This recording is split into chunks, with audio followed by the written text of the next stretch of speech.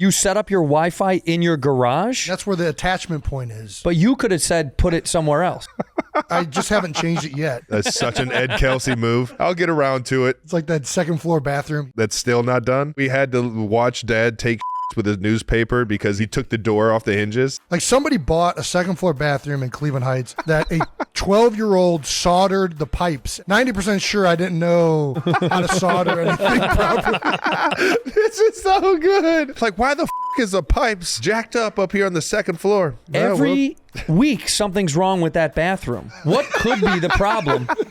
It's like a 12-year-old soldered this thing together.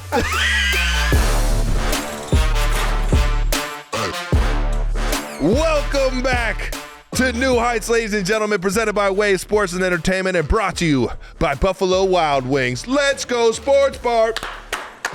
A true American sports fan would know how to react to that just by hearing the intro. We are your hosts. I'm Travis Kelsey. This is my big brother, Jason Kelsey, out of Cleveland Heights, Ohio. New episodes come to you guys every Wednesday.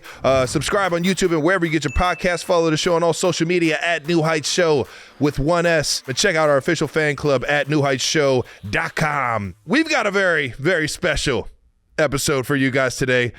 Jason, why don't you do the honors and let the people know what they got coming up? That's right. We got an amazing episode for you, 92%ers. We got the one and only stand-up comedian, actor, and podcaster out of Naperville North High School. Yeah, Naperville! You might know him from his stand-up hit specials, Home Field Advantage and Cheeseburger, or his acting roles on Dave, I'm Dying Up Here, and Ricky Stanicky. He is also the host of hit podcasts Whiskey Ginger and Bad Friends with Bobby Lee. And he finally stopped dodging our calls and agreed to stop by on our podcast this week. Please, everyone, welcome Andrew Cheeto Santino. Yeah. Hell yeah. By the way, man, dog. the B-Dubs intro, great, man. Dude, you were right on cue. Go. You were right on cue. Didn't even We miss should a go beat. right after this. Can I say the first time I met Jay, by the way? Can I say this real fast? Yeah. That was burned into my memory when you were like, yeah, my brother's going to be there. You're going to meet my brother. And it was at your house. And we were partying. We were hanging out in the basement. We were kicking it, having a great night. And I wanted to go upstairs to go make a phone call so I wasn't near the noise. And I see you. Jason was outside. It was snowing. And he was laying outside on one of your deck chairs, sleeping in the snow as it was snowing in a t-shirt and shorts, sleeping in the snow. And I was like, "Hey brother, you good?" And he didn't. He was like, nah, like that. And I go downstairs. I go, "Trav, your brother is sleeping in the snow." And he goes, "Oh yeah." That's where he belongs. It's like no big deal. He's like, "Yeah, leave him alone. Leave the bear alone." That's what you said. Leave the bear alone, man. Don't wake the bear. Whatever you do, don't wake the bear right now. You were passed out in the snow, but you were just catching a break from the party. You just wanted to break off, cool off a little overheating. bit. He was overheating. It was snowing. It was pouring snow. He was heating up too much. I had to go back in the bear's elements, get in here and mini hibernation. That was a great intro to you, though. I was like, I know exactly who he is now. I get it. He leaves the party to sit in the snow. I get it. He had to regroup, man. That's how us Kelseys regroup. Just take a step outside and just fall asleep. I do love that. Oh, goodness. Dude, I'm sorry we had to call you out with Dave on the other week. Yeah. I don't know if you caught that. I got tagged. We had some fun with it, but yeah. I mean, it worked. Yeah, I got tagged. I got tagged through Dave. You had my old boy on the show. He did a good job. I listened, and also him being a Philly guy, I know he was amped to come see you guys and kiss the ring a little bit. So he was pumped. It was so cool having him on here. I really enjoyed that. All One the of the stories best were hilarious. conversations we've had. I have a bunch. I have a bunch about him. Some I can't even share, but off camera. That's the best. Yeah. Those are the best. Well, before we get going, we talked about this on last week's show. Jason wants to know about the meaning of your nickname, Cheeto. So it originated, people call me Cheeto Santino. Cheeto, I hear more often than anything now. I'm bad with timelines, but I think like 15 or 16 years ago, I moved to LA in 06, at the end of 06. And then I was playing basketball. I would play like these pickup games. We go to like these elementary schools, which always is great on the weekends, or go to like these local spots in Culver City that were pretty nasty at the time. It was great pickup ball. But I played with a bunch of guys, a couple of guys from the east side, some Mexican dudes from East LA. Boyle Heights. Shout out Boyle Heights. Shout out Boyo. Boyle Heights. One day, this kid Pavi was looking down at my legs when we were done, and I had short shorts on, like way above the knee, old school. You know what I mean? Oh, yeah. Old school gym teacher style, yeah. In my bird era. Yeah, in my bird era. Well, you got to be able to move. I want to pivot quick, you know? And he looked down and he's like, damn, dog, I never really like seen your legs up close. And I was like, what do you mean? He's like, it's like, it looks like you ate a bag of Cheetos and then you rub Cheeto dust like all over your legs from your fingers. Like, they look like Cheetos, dog, like for real. And everybody was losing it. And then, like at first I was annoyed and embarrassed. And then when I looked down, I was like, they do look like Cheetos. They do look like Cheetos. Yeah. So Cheeto was born from that. Bit. And then I embraced it and then it stuck. Then it just kind of traveled with me and I liked it. Then I turned my social into all that but it never left. It was funny. At first I was annoyed and then I thought, nah, you got to walk. If you don't walk into this, it's worse. Oh, you already know I'm on board with that. If you don't walk into it, they're going to cook you even harder. It's going to get you way worse. Yeah, absolutely. That's playground mentality 101. Yeah, embrace it. This playground mentality 101. And I just love that both you and Travis got your nicknames from playing pickup ball. Yeah. Pick up ball, baby. Yeah. Mine was that's how Travis got the big Yeti. He ran from it for a little bit. Shirts He's and embraced skins. it now. You can't run away from that, Dude, no way. No way. Embrace it. Dude, it's just a fucking sweater vest. It's just a jersey. That's right. It's just a jersey, and I got to own it. Trav, we said skins. Exactly. Oh, sorry, I'll make sure I By the way, shave next time. speaking of sweater vests, Trav's the only guy that I know that'll play golf when it's like 94 in a multi-layered shirt with a vest. Dude, it's insane. You are the only dude I know that can do that. And he wasn't sweating at all. I was drenched. Underneath, I was sticky. Yeah. It was a little sticky. He was real hot. I don't know how you do that. You just had to be like multiple days of like drinking bender, so you're just so dehydrated that there's no sweat to come out of the pores. Yeah, nothing can come out. That is true. And that was definitely where we were at. Yep. Every time. Little liver pain. Little bit of liver pain. Prize Picks. That's right. You heard it, America. It's the #1 fantasy sports app in the land, and it's the most exciting way to play daily fantasy sports. Get in on the NBA playoff action and win up to 100x your money on Prize Picks as you and the world's best players take the game to a new level during basketball's postseason. Plus, Prize Picks is the best way to get action on sports in more than 30 states across the country, including California, Texas, and Georgia. Nice. I knew you were hitting it. Now for the portion of this ad read labeled personal experience to be read by talent outside of Travis and Jason Kelsey, because we cannot participate. Well, I guess I could, but I'm choosing not to. But you know who can? Intern Brandon, come on down. Hey, big boy. Been here How the have your whole prize time. picks been His Prize Picks must be I've been just going well, because look at those biceps. Okay. I'll give some picks for tonight. Paolo Banchero points. I'm going to go more. I'm going to take Jokic points more, and I'm going to do LeBron James points more. I'm going to get out of here. Travis, you can come back.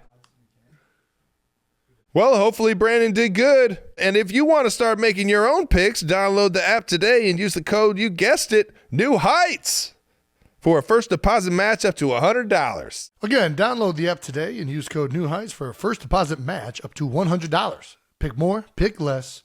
It's that easy. Like I said last week, Jason, I love Tommy John underwear. It's so soft and comfortable and so light. I can't even feel them on right now. Jason, it's obvious I love this underwear, but you said you were going to give them a go last week, and I got to ask, have you tried it yet? Have you tried Tommy John yet? I tried them out. Ooh, can you give us a nice review? I tried them out at the Chris Long golf outing. Oh. What I really like about them is that it's standard spandex on the legs, good for no chafing. The rear end, I don't know if you can see this, but it's mesh. So very breathable in the rear end and frontal area. It's tight on the package, which if it's tight on me, it's going to be tight on nearly everybody. And I brought this, so I have a buffalo testicle scrotum sack that somebody sent me. So I thought I'd show you just how tight it is. Yeah, there's just not any bulge. It's just, you need it to be able to rest into it. You know what I mean? Yeah. Well, I'm just saying, outside of that, it was fantastic. Did you chafe? No, zero chafing. Just a little snug. Just a little snug on that region. But outside of that, good. And also, they packed in some sleep shorts. Love the sleep shorts. Very good. All right, sounds like you're starting to realize Tommy John has changed the game. With a few tweaks here and there, they could be perfect for your nutsack. And with their perfect fit and great support, I'm not surprised. If any of our 92%ers want to try Tommy John, go to TommyJohn.com and use the code, you guessed it, New Heights, for 20% off your first order. Again, that's TommyJohn.com/New Heights and use code New Heights for 20% off that first order. Jason, are you loving your new Lazy Boy? Yeah. Nice. So am I. It's really the Cadillac of chairs, isn't it? It sure is. But I've been wondering something this whole time. If the chair was meant for my retirement, how did you get one? I don't know. Our friends over at Lazy Boy offered me one. So I said, you know what? How can I turn that down? I was the one that came up with the idea. You know who else they're giving them away to? 2 lucky people who enter the New Heights Lazy Boy giveaway. No way! How about that? Hear that, 92%ers? You have a chance to win a custom-made Lazy Boy recliner. As we said before, you don't need to be an athlete to enjoy some well-deserved recline time. All you have to do to enter is follow Lazy Boy on Instagram. Like and comment on a Lazy Boy post promoting this giveaway. And then bam, you're in. That's right. Enter the New Heights Lazy Boy giveaway now through May 1st. And while you're at it, check out lazyboy.com or stop into a local Lazy Boy retailer to test one of these bad boys out. And all their other great furniture, too. We've always been Lazy Boy fans, and now you will be as well. Welcome aboard. Long live the lazy. Let's get to Vegas, though, man. You just wrapped up Bad Friends. Yeah, in we Vegas? did. Yeah, we did our Fucking last. awesome, Me man. and Bobby Lee were touring our podcast, Bad Friends live Bobby show. Lee! My boy. Legend. We're done. I think we did 50.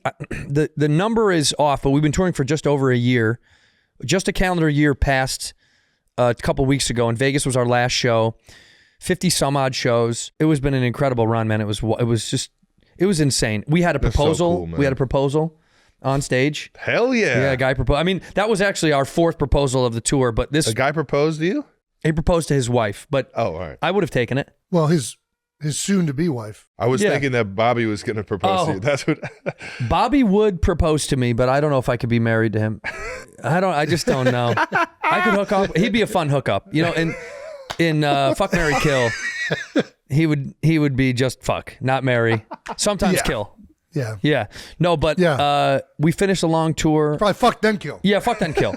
But you know, if it's Bobby on the show, he'd be like, kill then fuck. Yeah, that's what he would say. He's a lunatic. Yeah, well, the tour was incredible, man. It was so fun. It was like, there, you know, not to be corny, but seeing the fans, connecting with the fans on that level, it brings you a new level of appreciation. I know you guys feel it in sports. It's just so wild, these live events. There's something that happens when you get to see their faces and feel their energy. It's, I don't know, it's unbelievable. And for people to tell you things like, dude, you make my work commute so much easier. Or, dude, I'm going through a divorce. Or, dude, I'm going through a breakup. Or, you know, something tragic happened. I lost my mom. And when they tell you that you're the thing that gives them a little bit of peace during the week and happiness, it really, truly does do something to you. I don't know what it is, but you're like, man, it's totally worth it to change people's shitty day. It's awesome. Yeah. It's great. I love to hear that, man. I'm glad you're in it for the right reasons too, because that's how you know you do this shit for the right reasons, man. Yeah, I want to make, my only goal when I was a kid was like, I wanted to be a professional comedic personality. I wanted to be an actor and a stand-up, and I didn't know if either of them would even work. And all I wanted to do was make people laugh. I wanted to make people laugh and feel good, because the world is dark and weird. And I was like, how can I break this up and make a living having fun and making people kind of forget about all the, nonsense of the world. Yeah. And we did it.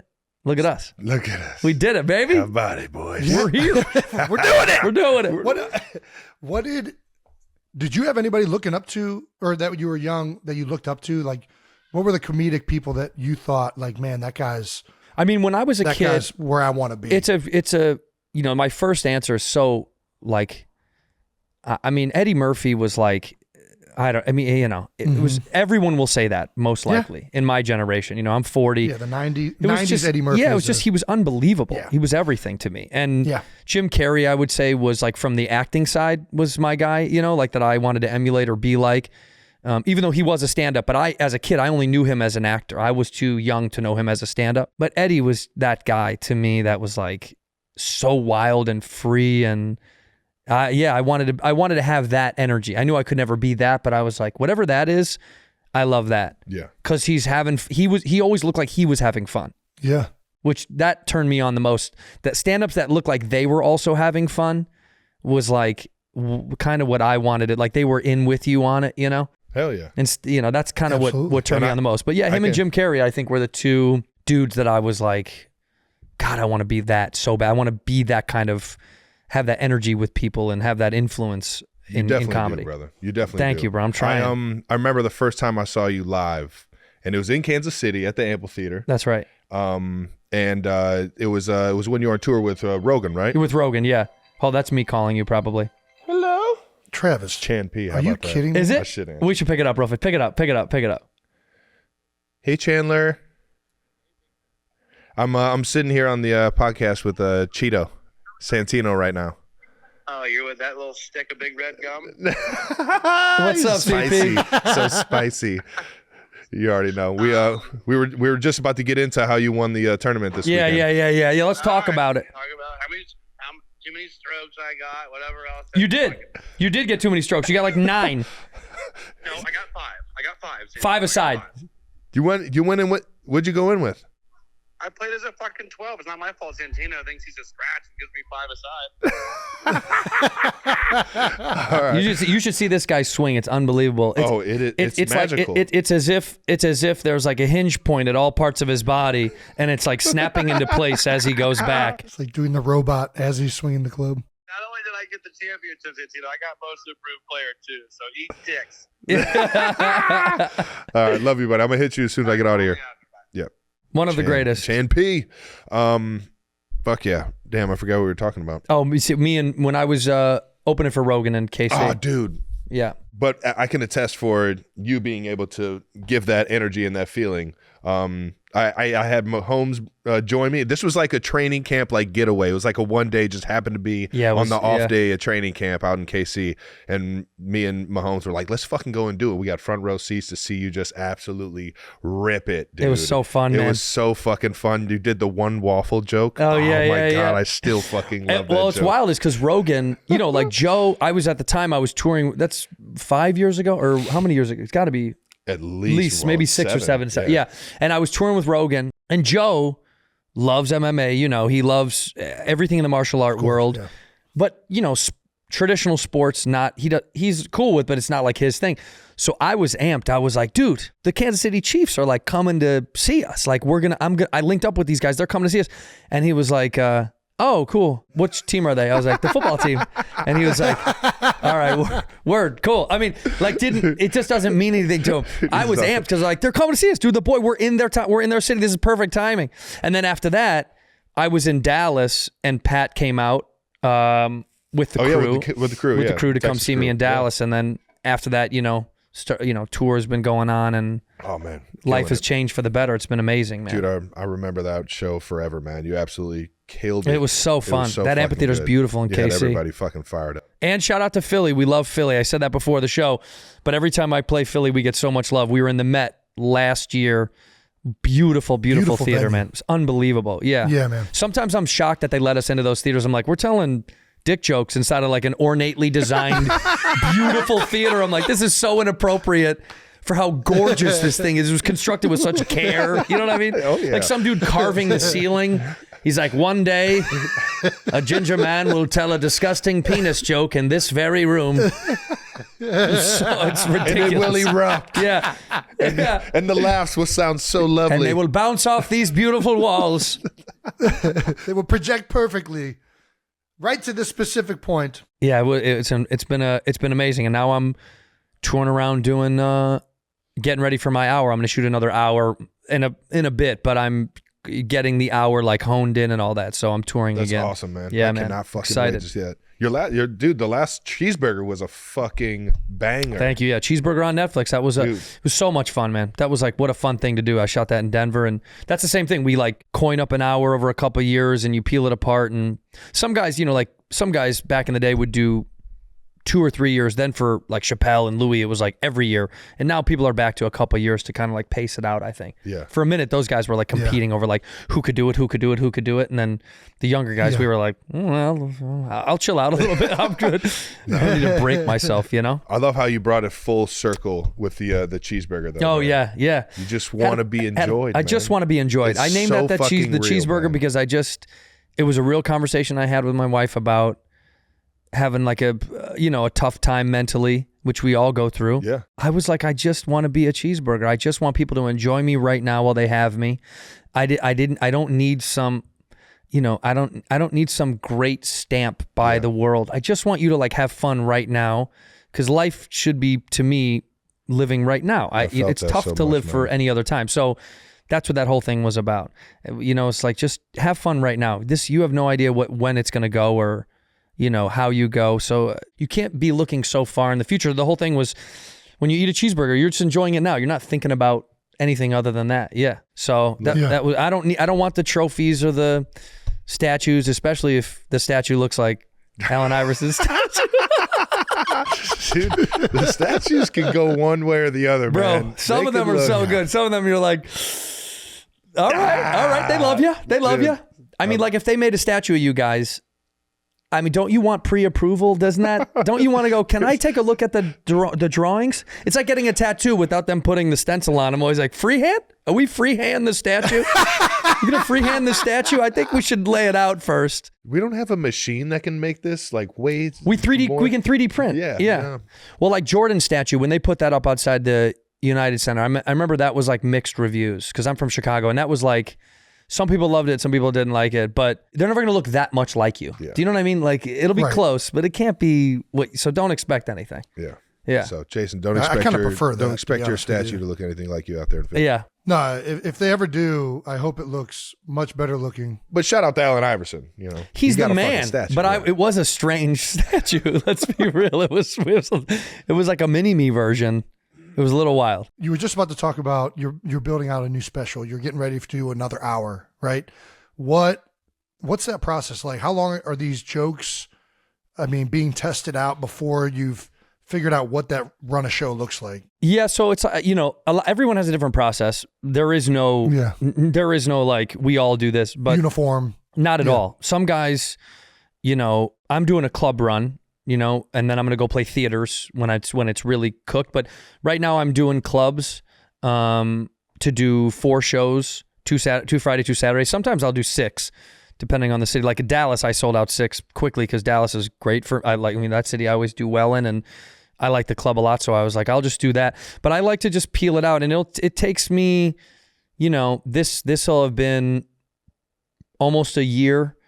And I have the hour that I think I want to present, and then I'll go to the club and kind of start to puzzle piece it together in terms of like, this should go here, I want this here, and then slowly stack it, listen to my set back, write it down, and go back and forth, and then change it the next night, and the next night maybe go back to the first one and see how my timing works and see how it Dude, this pairs is so up. Fascinating. Yeah, it's weird. And there's no one way, truly. Like I have friends that do it, that. Like Shane Gillis is a good homie, and like he's doing it on tour now. Beautiful Dogs. Because he just, Beautiful Dogs, such a good special. And he's doing it now on his new tour in theaters, peeling in the new stuff that he's got, and then also doing a set that he already knows he has. So everyone has a different process, but for me, I'm just going to do a club run, and then I'm going to do theaters probably in the fall to get ready to record. Maybe, I think December or January, I'll record it. You think you'll go back to the hometown?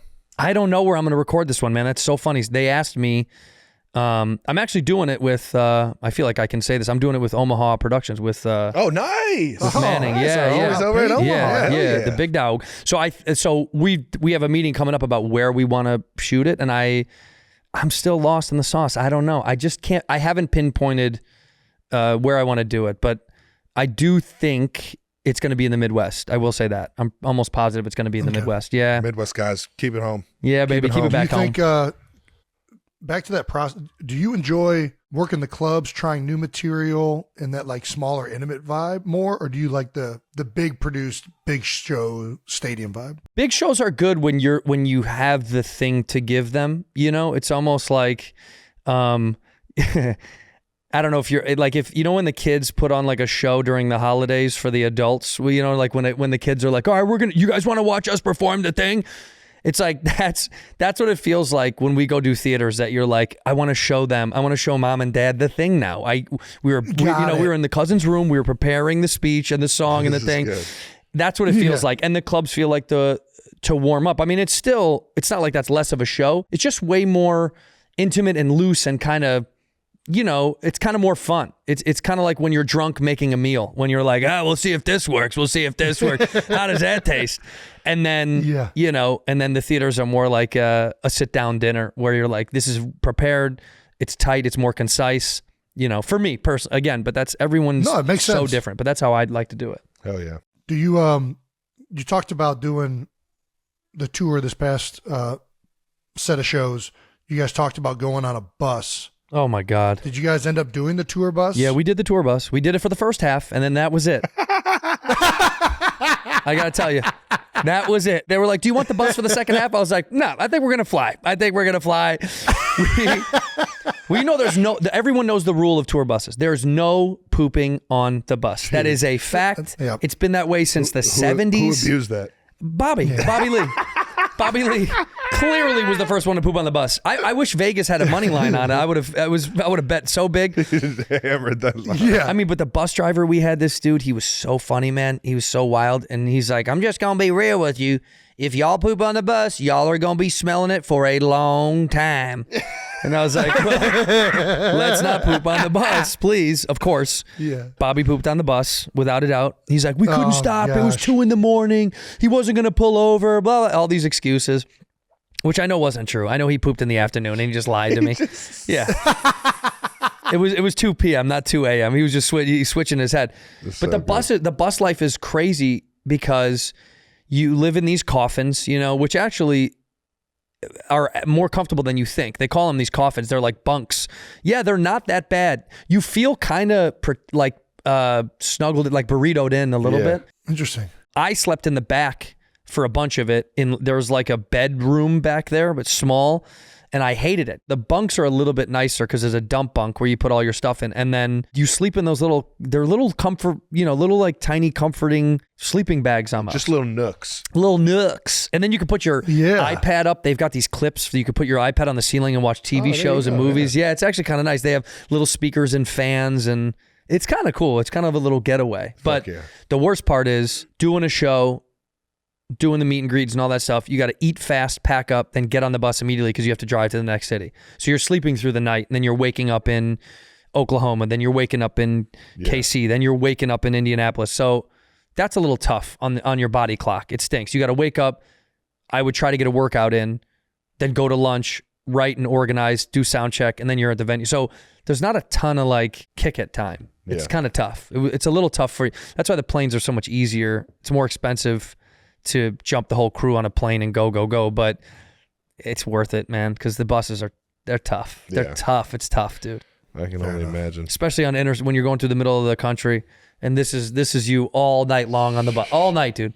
I mean, it's like being out at sea. I mean, like all night you're like this because the buses are so top heavy. Oh yeah. Any bit of wind, they shake the whole night, and if the road is a little bumpy, no bueno. It's not good. Yeah, it's not good. They're hard to pee in the middle of the night. You're holding onto the wall. Yeah, it's going everywhere, dude. Before we get out of Vegas, we got to give 8 a.m. golf a shout. They always have the funnest tournament. I was pissed I couldn't make it this year, but we were mad you didn't come back. The returning champions didn't return, which is a little strange. Well, Pat didn't do the past 2 years. I at least came back last year and tried to run it up with Chan P. Fell short to Timberlake and Fallon. For all of you that don't know, 8 a.m. golf is Timberlake's big deal that he has out in Vegas every single year at the Wynn Golf Club. And man, is it a fucking good time. And it was so fun, man. Looking at all the videos from over the weekend, I know I missed a good one. Yeah, Jimmy went off. He threw a drone in the water, which it started. He threw one of the flags. I think he threw the flag on the 17th green in the water. Dude, then he threw the drone in the water. You know that's my lake. That's Lake Travis. Yeah, I know. Dude, I saw the where video. He threw my putter. He's got a fucking, God damn it, Jimmy, control yourself. He can't, dude. He was out of control. But we played them the second round. It was me and C League. Me and Courtney Lee played Sealy? In the second half, we played them, and we did great. It was just I was giving Chandler shit because him and Blake Griffin got like 30 strokes. I was like, how can I beat the guys who stroke on every hole? But it was so much fun, man. Dude, we had a blast. Yeah, and it keeps getting better. There's more and more just good people that come every single year. It was stacked. It was stacked with like so many fun, cool, and good golfers. Like surprisingly, more people that were good than I knew how good they were until they showed up. And I was Phelpsy's always out there. We played him and Brian, and I can't remember his last name from The Office. Why can't I remember his last name? Oh, I always forget it too. It's not Is it Baumgartner, right? Baumgartner. That's right. Yeah. I think I still owe him from. Yo, you don't losing owe to him in anything. Tahoe. He went off gambling, by the way. He went, dude, that guy goes He kills off. it. I see him out in Tahoe always ripping it. Yeah, he's like, do you want to come play with us? And I was like, I'm going to go to the $50 tables. I don't think my residuals are as good as yours, buddy. So I went over to the little baby tables, but they were going, I mean, they were gambling. And then we played them in the second round, and on 18, there was a couple of like fans or sponsors or whatever behind us. And the guy was like, how you guys doing? I said, good. And he goes, do you know him? And I go, yeah, he's a swimmer, I think. That guy's a swimmer. About Phelps, he goes, no, I know that. I go, yeah, I think he was like in the Olympic. I don't know what. I think he's an Olympic guy. I think he's an Olympic guy. And the guy got annoyed. He was like, no, I know that. I'm saying, did you guys know each other before? Are you American? I said, yeah, I think he's got a bunch of the neck danglies that they give you. Yeah, the lanyards. Yeah, the lanyard. Yeah, a couple of lanyards. Yeah, to take home. Yeah, so it was fun. Overall, man, it was so much fun. We had, it was a great time and a good group of people. And I'm taking a break from drinking for a little while because, ow. Yeah, that'll be me next week. Next week. 15 of the Mahomes. Pat Mahomes has his which I'm golf missing for the first time in 4 years. I'm not happy. Year. Over at Shadow, man. Haven't played Shadow in a long time, so I'm pumped about that. Oh, you're going to kill it. And I'm pumped to see my dog. All right. Well, I at least had to give a shout out to 8 a.m. for always having a blast. Sorry I couldn't make it this year, guys. Let's get to Ricky Stanicki, dude. Let's go. Are you kidding me? I was So talking fun. to you when you were filming this out in Australia, right? Down under. Down under. Down under, mate. You're out there playing on the links out there. I was hitting the sticks. Available now on Amazon Prime. Make sure you guys check it out. Please. You start alongside Zac Efron, Jermaine Fowler, and John Cena. John Cena. Yeah, he was great, man. Cena is the best. We had so much fun down there. We shot in Melbourne, or Melbourne, as Americans say it. And Cena, Efron, William H. Macy, Dude. and my boy Jermaine was played. You know, me and Jermaine Fowler and Efron played three best friends who make up an imaginary friend as their alibi for all the trouble that they get into as kids. And then our wives and girlfriends are like, I want to meet this dude, so we have to hire a lunatic to play our best friend, and that's John Cena. Cena. So fun, man. Oh my God. It was one of the most fun times I've ever had, and shooting it in Australia was wild. I went out with Cena, and we had John likes Guinness, and I'm a whiskey and tequila. You know, I'm a big whiskey guy, and I'm not really not a huge beer guy. I'll have one with you, but he loves Guinness, and so biggest guy in the room loves the most protein in 100%. So. You got to keep it. I got to keep it. It's chicken and Guinness, my guy. He's stealing protein. Yeah. Right now. So he would say there would be nights where he'd shoot me a text and be like, "Do you want to go have a Guinness? I think I've got a later start." And a later start for John would be like 9:30 a.m. Do you know what I mean? Yeah. Like he's so on top of it. It's unbelievable. I like professionalism through the roof with that guy. I keep hearing about this. Through the roof, dude. It's so cool to he's hear. early prepped, beyond prepared, like bright-eyed, bushy-tailed. He's one of those guys. He's ready to go at all times. There is no excuses with him. Not like that's a talent, man. Yeah, it's a skill for sure. And then he'd call me and be like, "Hey, I have a late one in tomorrow. Do you want to go have a Guinness or two?" But with him, it's like I'm 6'1", 200 pounds. I'm not a tiny guy, but one or two is the first 5 minutes. Do you know what I mean? Like he every one Guinness I had, he'd have three. So I think we went out and ate kangaroo and had Guinness at a bar. Ate kangaroo? Yeah, we had kangaroo. I had kangaroo. What are you eating on the kangaroo? What did that taste like? The tail or the thigh? What are you eating? I think you're eating the chin down here, just down under. I don't know what it. I think we're eating kangaroo backstrap or something. I have no idea what part. I didn't even ask. I didn't ask. Nah. What did it taste like? Time out. It's got to be was the gamey. most similar taste? It's gamey. It's regular animals. It's gamey, like you know how deer is, but if you marinate venison. it long enough, it's not. I liked it. I don't know. Like John didn't like it. I finished my steak salad. I was on 5 Guinnesses, so who knows? Who knows if it was the hunger or if it was the beautiful Irish beer? But at first I was like, "Do you eat this down here?" And the guy was like, "Kangaroo." Someone has to look this up. They outnumber humans in Australia. It's like 5-1. Oh wow! Like I thought. There can't be that many. Is this an endangered thing? They were like, nah, mate, they're everywhere. There are too many kangaroo. Like, they can't wait for you to eat them. And so, yeah, they don't care. So we ate them and had Guinness, and it was John hated it. I loved it. I thought it was so delicious. I would eat it again. But he's a good dude to go out and have one with. And then, again, in the morning, a pro. Like, doesn't miss a beat. A total pro. So dope. Yeah, me, on the other hand, there were some tough mornings.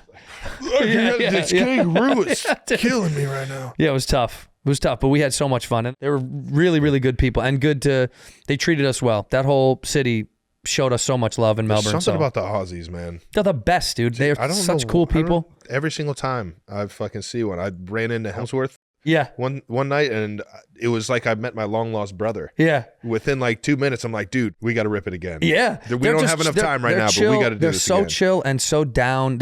I don't know. It is a great vibe down there. And then we went to Tasmania, which I couldn't recommend more. I thought that was like one of the coolest things. We went to this place called the Mona, MONA, the Museum of Old and New Art. Oh, cool. And this dude, the story is crazy. This dude was like a billionaire gambler who was like banned from gambling because he like cracked the code. He was like Rain Man. And then he took all this money and he bought this huge, beautiful house. You'd have to look this up.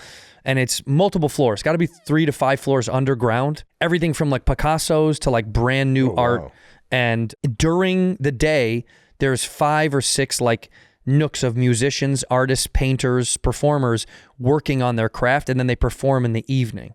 So they're cool. They're doing it during the day, and then you get to see it in the afternoon. And it was one of the coolest things I've ever seen in my life. Like we watched a harpist write a new song, and then she was performing at 4:30 that night. That's cool. So you watch them work it out, and then you get to chill, go have lunch, come back. Yeah, it would, dude. We had so much fun down there. I can't wait to go back. Awesome. Whenever I hear a harp going off, it just feels like I start to like get lifted and just start floating. Yeah. Oh wow. That is what really I wanted. lovely. When people say you see the lights when you pass away, I just want to hear a harp. Then I'll be like, all right, it's time. Hit the harp. Hit the See you harp. guys Take me next lifetime. take me to the other place. So good, man. Shout out to Australia for making it home for you guys. Showing me a lot of love. And let's move on to some no dumb questions. All right, now it's time to get to our segment, No Dumb Questions, because there's no such thing as dumb people. True. Just dumb questions. Wait, I had that backwards. There's no such. We'll just keep it going. Well, no, there is no such thing as dumb people. There's definitely dumb people. Just no dumb questions. That's right.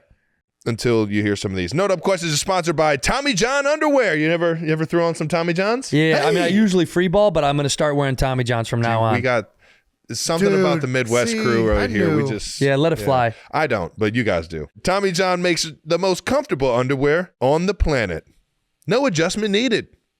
No, sometimes you gotta. No adjust those shifting. things. Yeah, No shifting. No shifting. All right, here, let's get to our first no dumb question from Michelle Kins with a Z on Instagram. Did Trav really forget his undergarments 4 years ago when he came on your podcast? Let me tell you something. I got a call. Travis came on Whiskey Ginger when I used to shoot it out of my house before when we were moving studios. Yeah. And he came to the house. We set up at the crib because we were moving. And so it was kind of a tight squeeze and the cameras and the angles, all this stuff. And my editor calls me and he's like, bro, I don't know how to tell you this, but Travis was falling out of his shorts. I was like, what are you saying, dude? Like, why are you being so? I was like, what do you mean falling out of his shorts? He's like, his boys were sliding out. And I was like, oh no. And he goes, do you want to like call him and reshoot it? And I said, just put a Kansas City Chiefs logo over his package whenever it falls out. I mean, Travis's his boys wanted to make an appearance on Whiskey Ginger, and I get that. But sometimes they'd slide out. Sometimes they go back in the cave. So I said, dude, just throw a logo over it. It'll be really funny. And like, hey, what's that commotion? Yeah. What's going on out there? Hey, what you guys laughing at? Yeah, Travis had a couple of Fallout boys.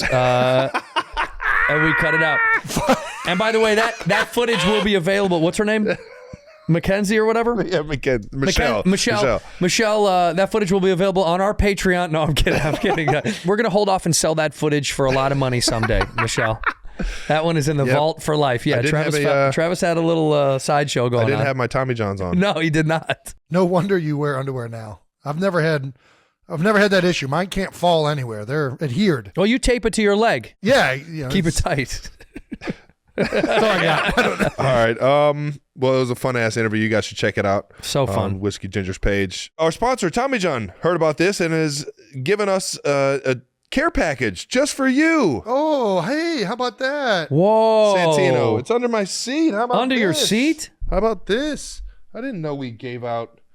Oh, look at that. Oh, wow. Just for you. I know Thank you, dude. I know you free ball and everything, but you got friends and cousins and shit. The gold standard of underwear. There you go. Nice. Emergency box. I won't have to shift ever again. Look at that packaging. Dude, These are great, man. Thank you so much. You already know. Thanks, Hopefully TJ. they're in your size. Yeah, I mean. Yeah, they might be my size. We'll find out. You know me. If it's free, give me 3. I imagine I'm a little smaller than you. Underwear size-wise, just because of, that's it. There's no shifting. Yeah, there's no shifting. No more shifting. Automatic underwear. Yeah, so thanks, Tommy John, for passing those along. Thanks, TJ. We didn't know you didn't wear underwear. Yeah, no, I do now. I will now. Honestly, it depends on the season. When it starts to get warmer, it depends on the pants I'm wearing. It's all, like when I golf, I'll be wearing my Tommy Johns. There you go. Yeah, you got it. I have to. Yeah, exactly. But when I'm around the house, or when I'm at work, or when I'm with friends and family, when I'm at a funeral, a wedding, free ball. But I'll be wearing my TJs when I play sports. Let the boys fly. All right, let's move on to our next one from @EmilyE. on Instagram. Not for Andrew, but my husband and I constantly argue about this. Is Travis a ginger? No. You're not. You are, but you are accepted by the community. Nice. We had a meeting. Honorary? Yeah, we had a meeting in what? February this year. And we voted on you, and you did slide in. You're a brother. You're a part of the brotherhood. That's what I'm talking about. But you are your own animal. You're not one of us, but we do love you and accept you very much. Thank you, Jason, man. you did get an honorary mention as well, because we do know you'll have specks of red come in your beard a little bit. Yeah. The rumor is you pluck them, which we're not happy about. You have to let them stay. You gotta let them stay, dude. Yeah. That's so good. But you do get a little bit of a red beard. In the summertime, your beard gets a little red. Yeah, if it gets real long and then the sun hits it, yeah, I know. Fries that thing. Yeah, real nice. You Catch me in the light. You look like me if God wasn't messing around with colors. You know what I mean? If he was like, all right, we'll stop playing. We'll make a good looking version of it. He's just fucking around. I was the beta version of it. Yeah. He's like, look at how funny this looks. All right, we'll make a good one. Look at his legs. Look at his legs. We'll make a good one. But you're accepted by the brotherhood. Accepted by the ginger crew. Thank you. Gosh, I'm so fucking honored. I know, man. It's thinking of all the. It's a big deal. I'm thinking of the community that I'm a part of right now. Is Scalabrini? Scal's absolutely. Are you kidding me? That's one of our kings. The White Mamba. Yeah, he is actually one of the leaders of the conference. Yeah, he's up top. Him, Ron Howard. Although he's lost most of it, but we still recognize him. Oh yeah. Kathy Griffin, Carrot Top. Carrot Top, swole is a son of a buck. Yeah, he's our security. Carrot Top works security. I saw him at the Super Bowl. Back to your Chicago roots. What about Rodman? Yeah, Rodman he's definitely in when he wants to be, and we just can't argue with him. Yeah, we're not allowed to say anything about that. I don't want him to come beat me up. I had to ask because obviously one of the best comedians, Chi-Town, like Bill Murray, the best. Like when Farley and Farrell at the Chicago studio that was so a lot of those guys came through Second City in Chicago. Second City. A lot of guys would come to Chicago and perform there, or start comedy there, and then go to back to New York or LA or whatever. But Second City has cultivated some of the greatest comics of all time. That place in particular, and same thing with IO Improv Olympic. Chicago became this improv hub. And it made some of the greatest of all time. Have you ever? That's why Farley loved Chicago so much. I mean, he was a you know, he went to school in Marquette, Wisconsin kid, and he loved Chicago. Unfortunately, lost him in Chicago, which stinks. But like, yeah, I think a lot of those guys, Chicago feels like a smaller New York. So if you're not ready for New York as a performer, maybe it feels a little bit more homey. It's the Midwest, and the culture was so thick and rich with comedy. And then, you know, those guys all went on to SNL, and then you know, the rest is history. Did you come straight West Coast, or did you? I never started in Chicago. I started stand-up when I moved to California. I was, I performed a little bit in Phoenix when I went to school at Arizona State, the Harvard of the West, baby. Yeah. And I would... Shockers, baby. Shock them, put them up, shock them up. So the Harvard in the desert. I went out there and I did a little bit of stand-up, but then when I moved to LA is when I really... So I would say I started in Los Angeles. I would never say I started... I'm not a Chicago comic. Chicago's home, but... How long were you already in the scene out here before you got the role in I'm Dying Up Here? I was always curious about that. So I moved here in 06. That was a fucking awesome 06, 07, role. thank you. 06, 07, and that show was... God, how long ago now? Again, my math is... I have bad math. Who knows what year it was? I'm Dying Up Here started in... Come on, this is where our 20... producers thrive. Come on, yeah, guys. they thrive the most. Come on, guys. What is I'm Dying Up Here? What year was that in? They offer zero. 2017 or 16? 2017? I think we might have filmed it in 2016. So you had 10 years. You had been grinding for quite a bit. For a decade, and then I got that show, and that show kind of lifted me because it was produced by Jim Carrey. Fuck yeah. Melissa Leo, an Oscar winner, was in it. So it just kind of like... Dude, I got it. Alfred Molina, man. What? How was it working with Jim fucking Carrey? The man. I mean, Jim, the wildest story is Jim came to watch us at the Comedy Store perform. And I was, at first I thought, is this a bad idea or a good idea that he's going to see us? Because the store is where we call it working out, our local club. We go to work out. That's the gym. We literally refer to it as the gym, is like working out new bits and trying new stuff. And, you know, you have off nights and up nights and down nights. But for the most part, as a professional, you're just working out. Yeah. He wanted to come see us. And I was a little, not nervous, but like, I was like, is this the right venue for him to see us? Because this isn't, you know what I mean? We're doing our thing. I'm nervous right now for you. Yeah. And sure enough, he came and saw, and me and Eric Griffin and Al Madrigal, who ended up being the three stand-ups on the show. Mm-hmm. And everybody had really, really good sets. I mean, the room was hot. Things were really good. And then I think Jim wanted to go back to feel the atmosphere. I mean, he was there. I mean, that was his club. Yeah. And cool. It was awesome. And then speaking to Jim was amazing, kind of like learning his insight about comedy and the world and what that club meant to him and what it did to him and what Mitzi kind of did for his life and his career. And it was a dream come true. If the child in me who used to sit in my mom's basement rewinding the VHS of Dumb and Dumber until it broke with my best friend Sean could be like, dude, you're going to work with this dude one. I mean, it was like mind-bending. Yeah.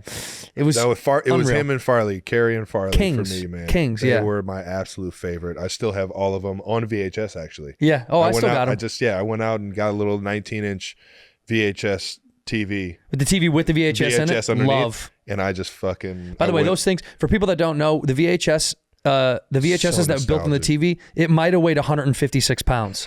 It was the heaviest TV. It was a brick, dude. And it was always really awkward to grab. Yeah, you couldn't just like pick it up. Like, no. You had to like fucking get underneath a side, you know what it was? It was like a side thigh, like a boulder. Like a side thigh lift. You know what I mean? One of those. I hated that. I had one in my room at my mom's house for years and years and years. But yeah, that was a dream come true, man. My favorite thing about those old school TVs is you would literally slap them when they weren't working, and somehow that like worked. I still don't know why that was the on and off button. That was the on and off button when you were a kid. Just fucking smack it. Well, that was our dad. I think that was hit the top of it or side of it. It was like our dads. They learned that they were like, I hit the TV, I hit the kids, I hit the thing. When the thing doesn't work, I hit it. It works. The kids, the coffee machine, the TV. Whenever you go into bits about your dad, I feel like we grew up in the same household. Well, Midwest dads have the same. Dude. They have the same. Oh my gosh. The exact same mannerisms. If he doesn't want to do it, just whack him in the head. Yeah, right. He'll figure it out. Trust me, just one good whack. All right. He gave all of my friends. Dads, the thumbs up on if he gets out of line. Permission. You just fucking whack him. Yeah. What did he say? What did he say? Oh man, the fear that the Midwest fathers put inside of. I'd get cracked on this. The top of the head was like the crack and you like felt it through your spine. It like went into your toes. I used to hate it so much. I knew my dad was angry when he wouldn't say anything. When he would give me like the face of like, you know what you did. Oh yeah. You know exactly what you did. It ate me alive. Like when he yelled, I was like, this is fine. I guess he's going to be mad. But when he didn't say anything, I was like, oh man, this is not good. Yeah, no, you got to tighten up. Yeah, I'm not upset. I'm really with you. disappointed in you guys. Yeah. That's your behavior. Yeah. When I still remember, he had like a spell where I would like try to run away, and he was like, if you run away, it's gonna get worse. Get over here right now. Like the spanking was like the ring in like Lord of the Rings, and I was Dobby, and I just like couldn't like. I have no idea where you just went. I'm so fucking lost where you just went. You really, but what a great trick he pulled, because if I run away, it's not going to be worse. You're not going to catch me. You're not going to catch me with those old knees. I'm out of here, bro. He knew. Yeah, he knew. Good trick. Yeah. Let's do another one of these no dumb questions. From @AaronReddish on Instagram, which comedian could get 1 yard in the NFL? Ooh, that's a good one. Which comedian could get 1 actual yard in the NFL, meaning as a running back? Yeah. Yeah, I was going to say, as a wide receiver or as a tight end, there could be a couple of people that are pretty, but as a back would be tough. Yeah. Because who's got enough low to the ground energy to be able to do that? I would say, gotta be short and stocky. I mean, I would say, This sounds like Bobby Lee. It sounds like you're saying Bobby Lee. Well, here's why Bobby Lee would be able to get a yard in the NFL. They would hand him the ball, he would drop his pants, and everybody would run the opposite way. So he might get a first down until somebody's ready to tackle him. That's the only trick he might be able to pull. Psychological advantage. Yeah, it's a psychological trick. But from a physical standpoint, literally nobody would be. I mean, like, what are we even talking about right now? Nobody. Yeah. Not one comic. The only guy that would be able to trick people would be Bobby with his... this penis? Yeah, or he would just run backwards with his butt spread open and then just wobble backwards with the ball, and no one would tackle him. Yeah. That's such a Bobby move. Yeah. Oh, man. He could get away with that. Bobby just called me, by the way. He wants to know where I'm at and what I'm doing. I said I'm here. You want me to call him real fast? Let's call Bob. Hi, guys. Bobby, we love you. Congrats on the tour, Hey, man. Bobby. Hey, Bob, they asked who could, in the NFL, who could maybe, and comedy, who could maybe get 1 yard running the football in the NFL. And we said you, because how would you get the ball and what would you do if you got the ball to run through the line? What do you think you'd be able to do to get a yard in the NFL? Can I put poo on my helmet? There you go. You can put poo on your helmet. You could. Good trick. We said you would get naked. We said you'd show your penis and run through the line. No, I think people would want to tackle me. People would want to tackle you, right? Then you're more desirable. Everyone all right, I'll call you when I'm out of here. Love you, Bobby.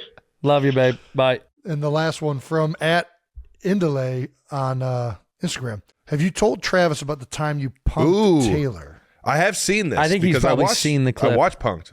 Yeah. Have you? I haven't seen this. You got to see the clip, but we did Justin Bieber was hosting that episode. It was a celebrity punking a celebrity, and we did this many years ago. I guess Bieber had come back from Japan, and he told Taylor to come to his house to set off fireworks off the back of this house that we rented in Malibu. My favorite part about this, by the way, when this clip resurfaced, people were like, that's so mean. This is crazy. It's like, this is fake. It's a TV show. It's not us. We're not, you know what I mean? It's like, Jesus, relax. Not real. But Taylor got a call from Justin and was like, come to this new recording studio. And she came down there at the beach in Malibu to just see his new studio and hang out. And he was like, I have these fireworks from Japan. Let's set them off. And Taylor, obviously to her credit, who's always on point, was like, I don't know if I want to do that. And then so we had to we actually knew ahead of time as we wrote the bit, because I wrote this bit. I was like, I was a performer on Punk'd, and I also was writing the show. And I said, if she doesn't want to do it, we have to make it so it's like a button or a thing where it's like an accidental easy, like, did you press this or whatever? And they set up a fake rig with buttons on it. And she did like touch one, like slightly just goofing around. And it set off a firework, and we had it on a rope line to throw it in the direction of this boat, so a big boat out in the ocean. Oh, it set the boat on fire. And there was a wedding party on the boat, and I was the groom. and we were dinghied to shore with our boat on fire, and we blamed her for ruining our wedding. And that's yeah, great. I will say this. I love the you could ask her the truth, but she bought it. I know she bought it because it was chaotic. I mean, the boat was on fire, but it was all professionally done. My favorite part is people on the internet were like, "Oh yeah, what a waste of money burning a boat." It's like, we didn't burn a boat. It's not a real rig. But yeah, she set a wedding party on fire, and we came to shore with the pastor, myself, the bride. And we were like, "You ruined our wedding, Taylor Swift." And then my wife, Ann Gregory, was like, "Maybe it's a sign. Maybe this is a sign I shouldn't marry him." And Taylor was like, "No, I don't think that's right. I don't know if that's right." It was so good. I gotta ask Taylor about that. So one. fun, man. It was just like it was a perfect bit that worked. Some of the bits were so wild and they didn't work, but hers was specifically was great because it was so many moving pieces that kind of came together. Sometimes they don't come together like that. But like we did one with Drake. We punked Drake. He thought he was going to meet Vice President Joe Biden at the time, and we put him in the basement of the Skirball Center, and we had Secret Service come, like, mirrors in the car and the dogs, and him and his boys were in the car, and he's like, and I was a Secret Service. I drove them. I was a Secret Service member, and he was like, "Yo, chill. Like, don't." Like he was so legit. He was on his good boy behavior. He's like, "Don't fuck around with the Secret Service. Like, don't know jokes, no none of that shit." Like he was prepping his boys. And then we had put a rig underneath his car, kind of like, you know how like a self-winding watch has a weight that isn't, that when it flips, it spins. So it, oh yeah, the weight goes, I don't even know what those things are called. I'm too stupid. But we put that motor underneath the car, and we put it all over on other cars in this garage. And so we simulated a fake earthquake. So the car was shaking, other cars were shaking, and we'd make smoke and noise and meh, meh, meh, and it was all this. So he was sitting in the car. We just had to keep him in the car so he would feel it shake like it's an earthquake the whole time.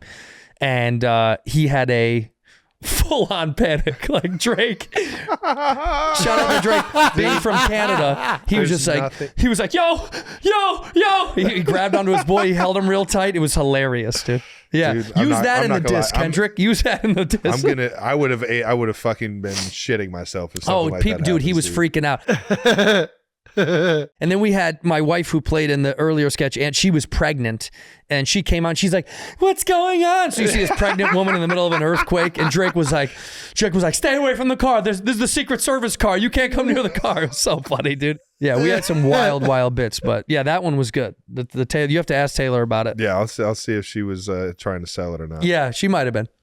I don't know. When I saw it, I thought I bought it. I bought it. Yeah, we did. They did it right. Yeah. Well, that does it for No Dumb Questions. Brought to you by Tommy John. Thank you, Tommy John, for the free draws. Oh, thank you, guys. All right, now, Travis, time to talk about our next sponsor, Buffalo Wild Wings.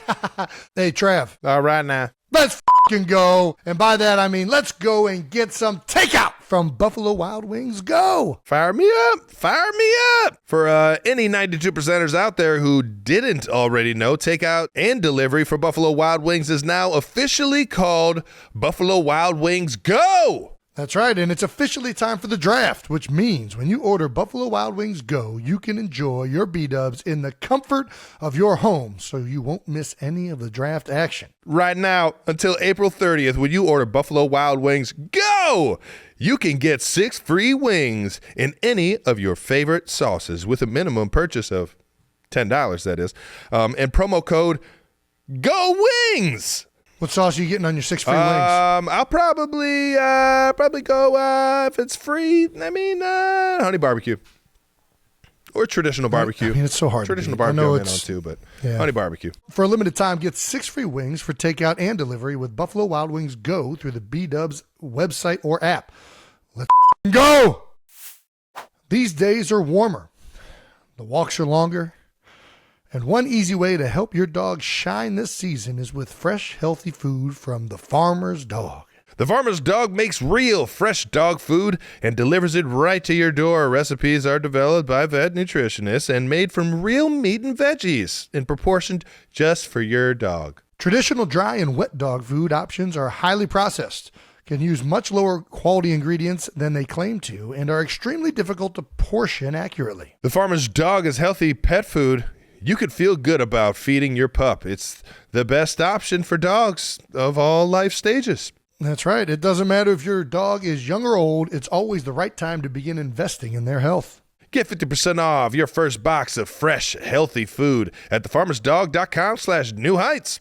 Plus, you get free shipping. Just go to thefarmersdog.com/newheights to get 50% off. That's thefarmersdog.com/newheights.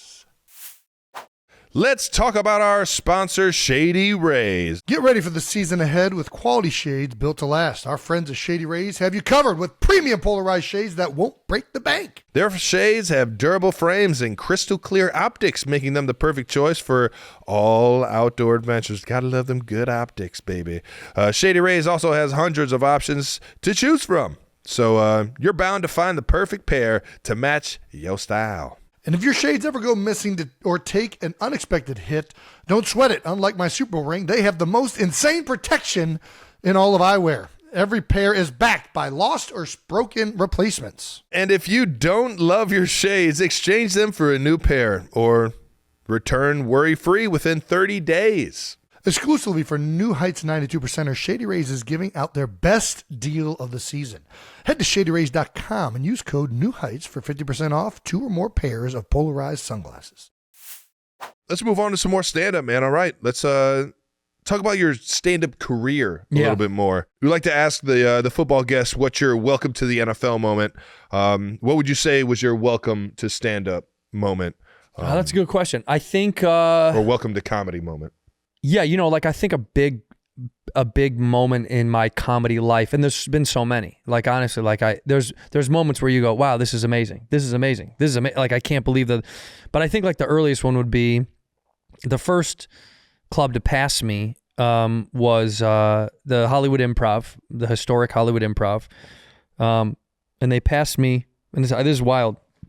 I can show you. This is the craziest thing. I was in Las Vegas visiting my friend Sean, that guy that used to watch Dumb and Dumber with me. He was living in Vegas for a stint because he took a job out there. Mm-hmm. And I have it right here on it's the oldest email I kept, 10/16/2009 from the Hollywood Improv.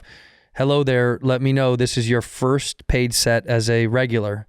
And I was the first person on the list, and it was from 10/16, which is my birthday. Nice. I got this email on my birthday from Eric, the old booker at the Improv. Destiny. It was meant to be. And this was a moment. I was in Vegas, and my mom was there, and my best friend's mom was there. They were visiting him, and we were all having like a family thing. And that was like that was just a really amazing, important moment in my life that it was like, wow, okay, I finally get to work at this club, and it wasn't like that was it. You know what I mean? That was just my end. Like you're in now. Now you get to try to come work and keep your spot and perform every week and see if we let you come back and see if we book you. So it's kind of like a testing ground. Yeah. But they're saying yes to you getting in. And that was a massive moment. That when the store passed me right after that, and then, little moments like that. But that one was something special. That was like really wild to receive that on my birthday. That's cool as fuck. Yeah, that it's like you're now going to be accepted into the lineups. You can call in and request spots. You doesn't mean you would get them. Yeah. But you'd say, hey, I'm available. I would love to work if I can work. So yeah. And that's the grind forever. That's what you had to do for years and years and years, and try to keep your spots. And it's just like what you guys had to do. It's like if you don't perform, you may not play. Yeah. You know what I mean? Like to the big leagues, man. Yeah, you have to perform. That's just dope. Yeah, it was cool, man. Right. That was like my entry level to in sports terms. That was the farm league. You know what I mean? That I was in the farm league, and what getting brought up means you get to be on the big shows. And then sometimes you go back down to the farm leagues for a little while. Sometimes you go back to get AAA. good batting practice in. You know what I mean? Yeah, you got to keep honestly, that was the coolest, because we used to have I think it was a AAA team just outside of Cleveland called the Lake Erie Captains. Mm-hmm. And whenever like a guy was kind of coming off of IR or like kind of just wanted to like get his swing back or something. Like I remember Omar Vizquel playing for the Captains for like 2 games, and I just happened to be going out there because the tickets were $5 and it was a fun way to play, like watch a baseball game and hang out and honestly just like fuck around as a kid. Yeah. And I got to see Omar Vizquel play in the Lake Erie Captains, and it was like, what the fuck? Even the big dogs playing still? So it's like, you were just you're going to get your swing going right. to get my swing in. We saw, when I was living in Long Beach when I first moved here, Canseco played for Long Beach's like minor league squad or something like that. They were in Long Beach, and we went down there to see Jose Canseco play a couple of, that was like the weirdest thing ever. It was 'cause like I was him like, playing against little kids. He yeah, was basically, enormous. yeah, basically, it was like Canseco playing against like a local minor league team or something like that. It was so weird, and I was like, what? Why is he doing? I don't know what he was doing, but we went down there and saw him when I was staying in Long Beach, and I was like, this is kind of fun to see, and the difference is incredible. When you see it, you're like, oh yeah, that's why he was a pro. Yeah. I mean, this I think he pitched. I'm almost crazy, but I think he pitched. What? Look up Jose Canseco pitching in Long Beach. I'm almost positive he There's like no pitched. way. I'm telling you, it was nuts. It was like a minor league. He did, right? Yeah. It's true. This is true. What? God damn it, Jose. How do you He was. even So what pitch was the with, name of the like, team? He pitched lats for. like that? How do you pitch with lats? Yeah. God Well, he damn, threw that dude's- underhand. Jay, he threw. He was. It was. Yeah. He was tossing underhand. It was wild to watch him go do that. Yeah, that was nuts. Well, in stand-up, constantly touring all over the country, man. Yes. You are the traveler. Is there any city where you feel like you like consistently just absolutely kill it? That's so tough. Like my favorite cities to perform probably would be Seattle, Portland, San Francisco, LA, San Diego, Phoenix, Nashville, Dallas, Chicago, Milwaukee, Minneapolis, New York, New Jersey, Come on, Philly, Cheeto. Just Baltimore, rip it. Can't- Washington, D.C., Ladies and gentlemen, there's Charleston, never a bad show. Nashville. All right, just come on down. Everywhere. Come No, see the you know what? Cheeto. Everywhere. I really couldn't even like truthfully I couldn't even tell you. I would say hometown Chicago. Shot time. I have the most fun going home. Chicago. It means the most to me. It's like just I don't know, going home. You know what it's like to go home. You're like yeah. it's just something else, but Chicago and Philly. I'm a hit in Philly and Boston. Though they always have treated me so well. KC does me real good. St. Louis does me a little dirty. I'm not going to lie. I know because I'm a Chicago kid. I get it. But KC's always been good to me. St. Louis has been all right.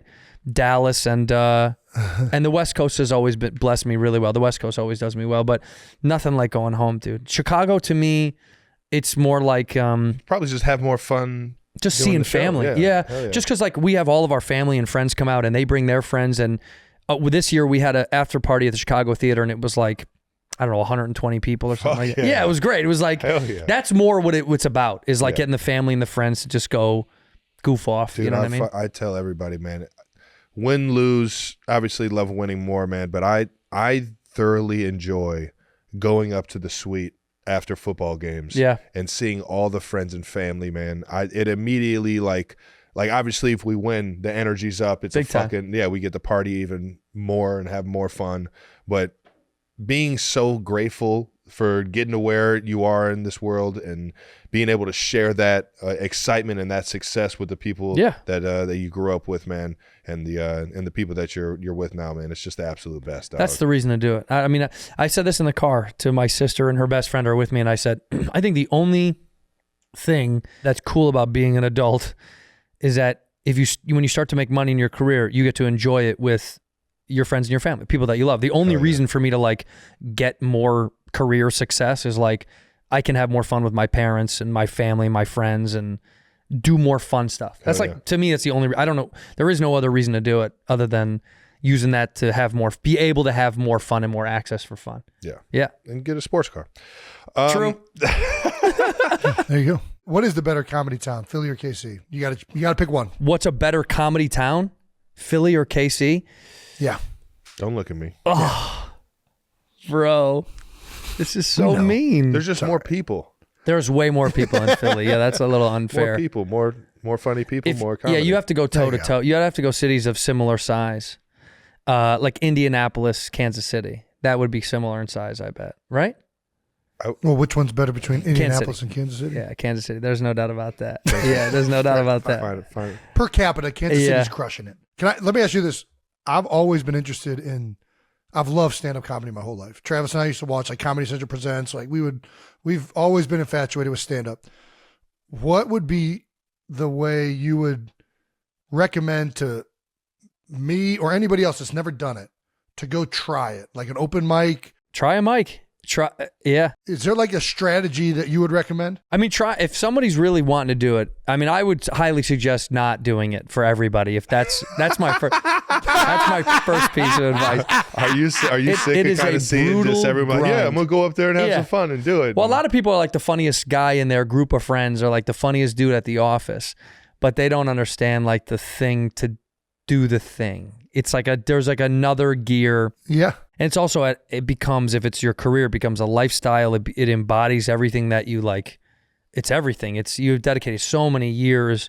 You know, I started when I'm in 06, 07. And so it's like, you really have to, and I'm starting to get recognized now as a stand-up. It's, it takes a long time to really do it. I think a lot of people think they can, but I would say if you want to just do it for the fun of it, yeah, go hit a local. Yeah, I'm not talking about making a career. I would say hit a local open mic and try. And a lot of clubs will have open mics on like Sundays or Mondays in your city, depending. And I would say give it a whirl and see if it does something for you. It could just be therapeutic. You know what I mean? Where it's like, this is good to just get it out.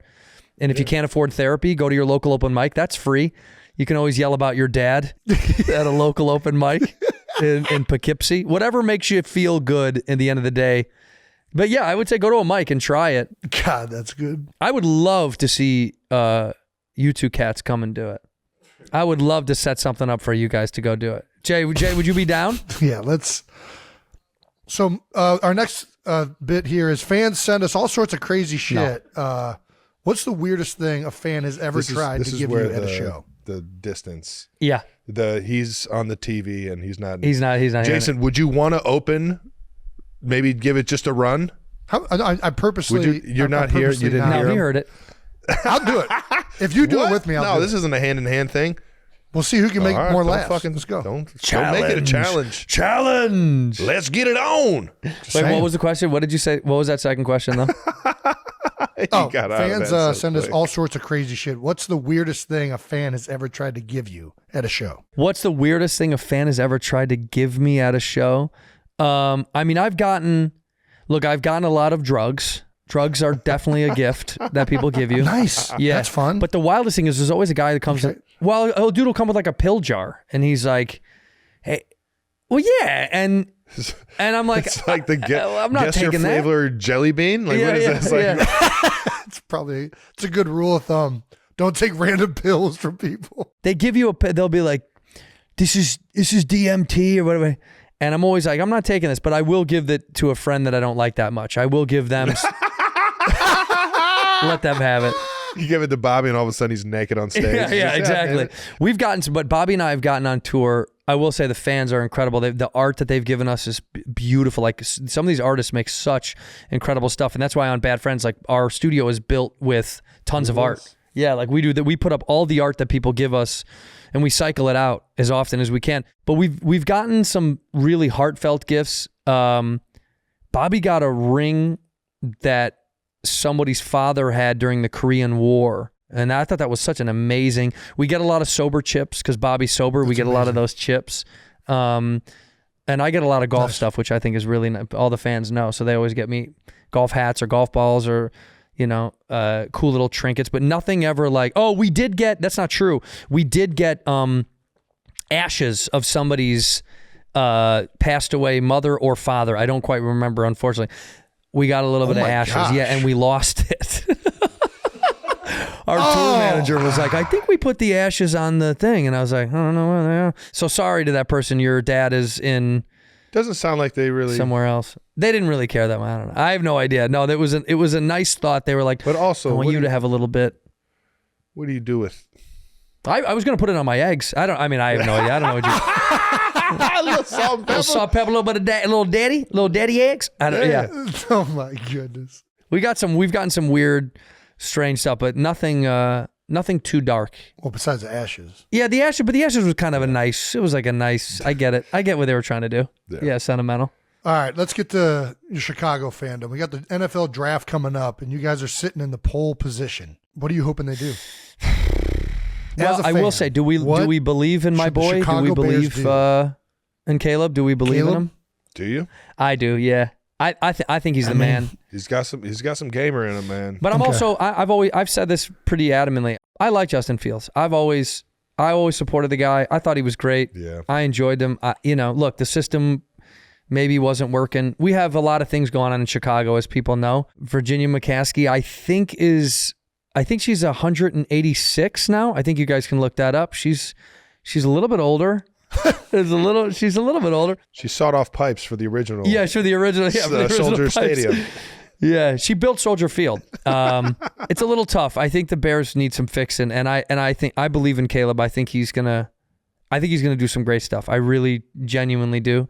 I hope, and you have to, unfortunately, because we've had, you guys know, the Bears just have been beaten up so much, and even when we start sniffing over 500, we bring ourselves back down to reality every season. I do think you guys got a good GM right now. I thought Ryan was a great.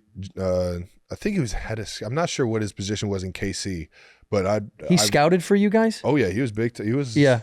He helped us build a lot of what we got. Yeah, and or at least he's been there the entire time I've been there, and I've seen him in the building really working. And you don't get those kind of jobs without getting a good resume build. No, I think we're really constructing what could be really great for the Bears. I mean, we really, the problem with Chicago teams, we always say that we're like, we're rebuilding. It's like we've been rebuilding for a long time. Yeah. We've been rebuilding since I was born on Earth, but it is what it is. I mean, look, and I'll support them forever. I do get a lot of shit online for supporting you. I get a lot of shit for that. Whenever I wear a KC, everyone's like, "Oh, really? You're a Chiefs fan? Now that they're winning?" I was like, "That's for my boys. I'm just supporting my friends." But people really clap at me about that, so I can't stand that. Maybe the Bears should get some guys who just love to rip it on the golf course with Cheeto, man. Yeah, that's what I'm fucking talking about. Yeah, come on. Come play golf with me, then I'll support you. No, I'm a Chicago sports fan. Come on, Cole. Yeah, Cole. Yeah, Cole's a local boy. He's a dog too. We love him. I love watching. But I'll support. I'm going to support the Bears again and again. It's hard. It's just really tough, particularly when you spoil me and I come see you guys, and that sucks. I was like, how come my team can't do that? I like that. That's what I like. The trophy. I like. Well, we want one of those. Well, out of all the Chicago teams, which one's top dog? Bears, Cubs, Bulls, Blackhawks. For me, Cubs. I grew up obviously I grew up it was, for me as a kid, it was basketball and baseball. The Bears were a little bit later in my life because I played basketball and baseball. I never played football. I mean, I did play football, and then I got a concussion, and my dad was like, "No more." I was like, "No more. That's it. I'm tapping out." Yeah, no mas. What position? Well, this is funny. I in junior high, I was a safety, and I loved playing defense. And then our kicker got hurt. Yeah, and the coach was like, "Santino's athletic enough. He can kick. You just kick. Just all you got to do is kick it away." Yeah. And the kid snapped the ball over my head like 7 feet, and I jumped as high as I could.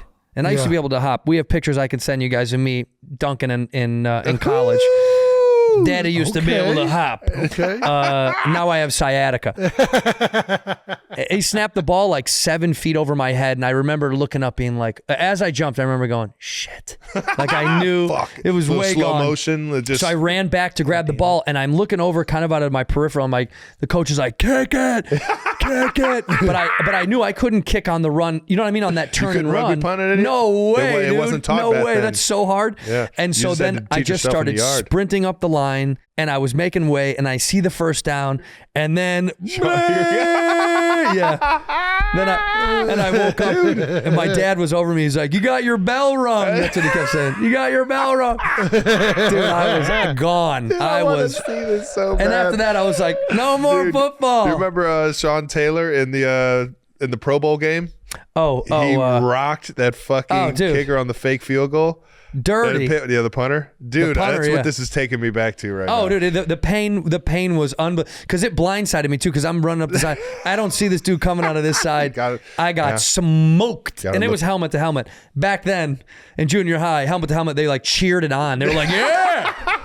Yeah, spear him in the head with your head. So I stopped playing football, and then dude, Pernice O'Neal has a great bit about that, man. Who does? Pernice O'Neal. Yeah. R.I.P. I think he's passed. I'm not sure. Patrice O'Neal. Oh, Patrice. Yeah. Dude, he has a good bit about how it was just back in the day. It was like, well, there wasn't a get on the knee and pray for him. We were doing a tribal dance around this man. They were dancing on top of him. Yeah, I've seen that so bit. Yeah. I quit. Take your socks. Great bit. I quit football, and then so Cubs and Jordan. I grew up in the Jordan era, so basketball was number one for me my whole life. And then now I've I still go Cubs games, Bulls, Hawks if I can, and Bears. But yeah, Cubs are number one for me. My dog's name is Cubby. That's 2015, man. I took my dad to the World Series. That was like the greatest moment in my life. I know, dude. I loved it so much. I took my dad to the World Series, and I was shooting I'm Dying Up Here. And we were shooting I'll tell it quickly, but we were shooting over Dodger Stadium. We were in Chavez Ravine, and there was like a kick out that's like above the stadium that looks down. And we're shooting this scene where, man, this is such a weird. I was on the show. I was mad at my father for not being a good dad, and he gifted me a car, and I wanted to bash the car to pieces because I hated him so much. And we were at night. We were shooting the scene where I was bashing this car over Dodger Stadium about my dad that I hated who did me wrong, but I was trying to shoot the scene as fast as I could because I had to leave that night to get to the airport for a 4 or 5 a.m. flight to Chicago to make it to get to the World Series to take my dad. Yeah. And so fucking cool. Got to the airport on time. I'm on the plane and the flight is delayed.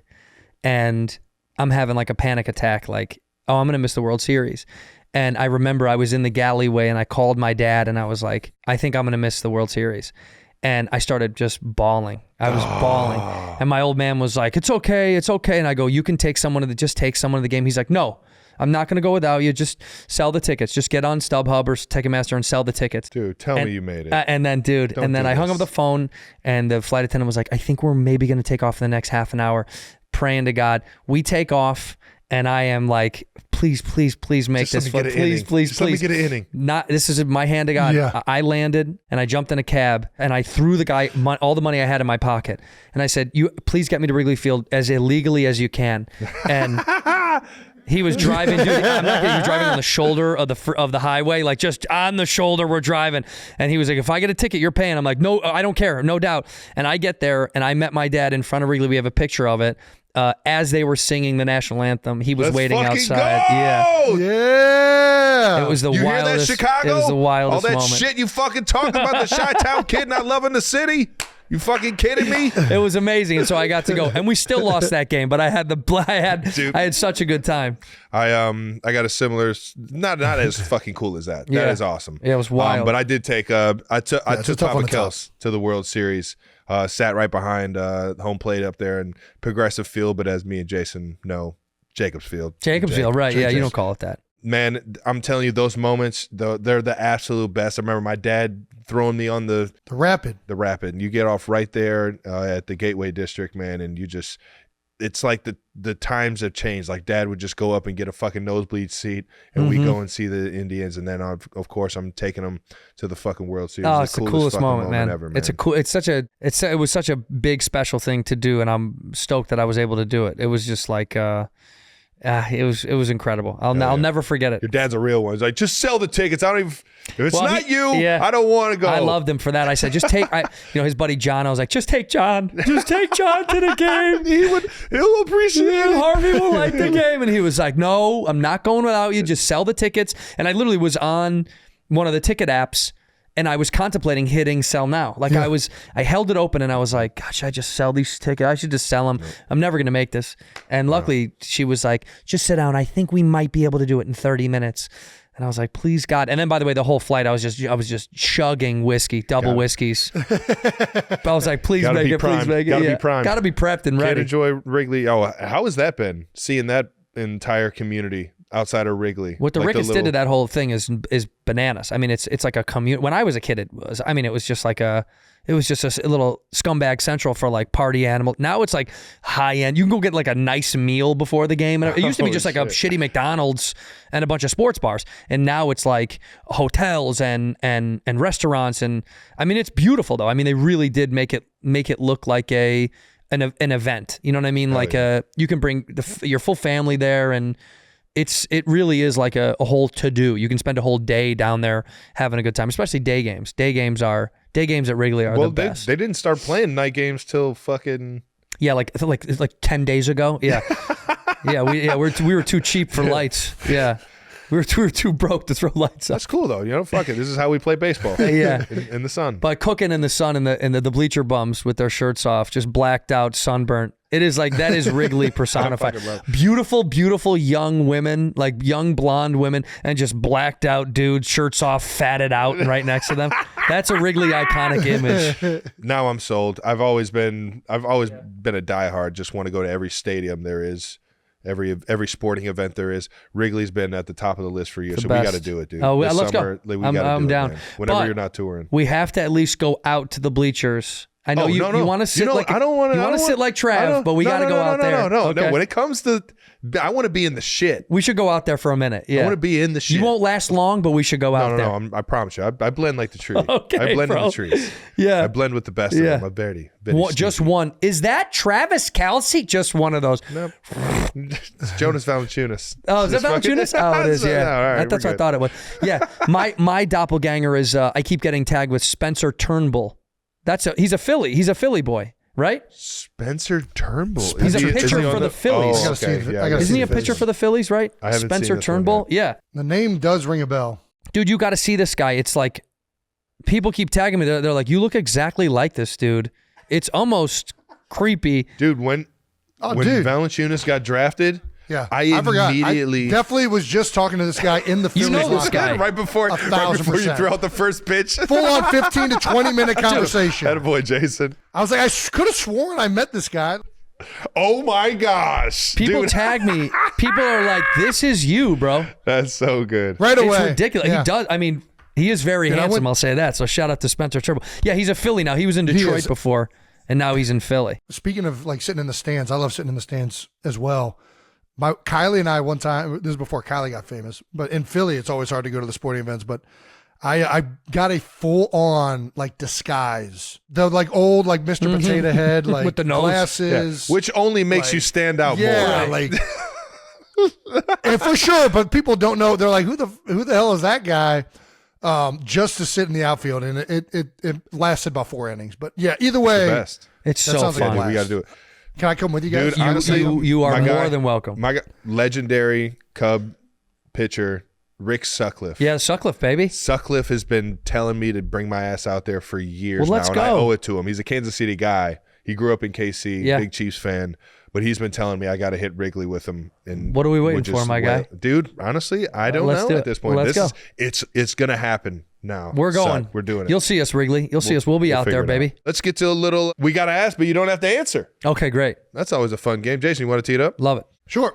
Moving on to our last segment. We got to ask, you don't have to answer. This segment is sponsored by Lazy Boy. Join the movement. Take a moment on the most comfortable furniture out there. Long live the Lazy. Right. All right. You talked about the time Pat drank 23 Coors Lights during the course of 2 of your stand-up shows. That's right. He stayed for not 1, but 2. Oh, yeah. He doubled down because that's how fucking funny Cheeto is. All right. Were you surprised he could drink like that? Oh, my God.